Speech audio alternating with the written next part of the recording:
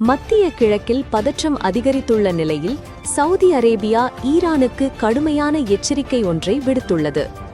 சமீபத்தில் வளைகுடா நாடுகள் மற்றும் எரிசக்தி நிலையங்கள் மீது ஈரான் நடத்திய ட்ரோன் மற்றும் ஏவுகணை தாக்குதல்களை நிறுத்த வேண்டும் என சவுதி அரசு வலியுறுத்தியுள்ளது.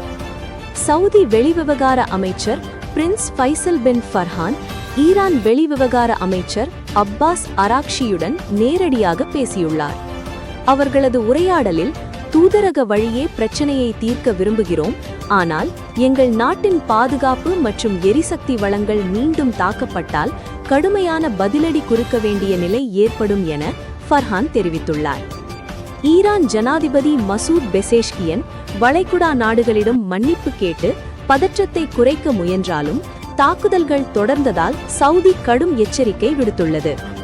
சவுதி அரேபியா உலகின் மிக பாரிய எண்ணெய் ஏற்றுமதி நாடாக இருப்பதால் எரிசக்தி துறையில் தாக்குதல் நடந்தால் உலகளாவிய எண்ணெய் விலைகள் அதிகரிக்கும் அபாயம் உள்ளது.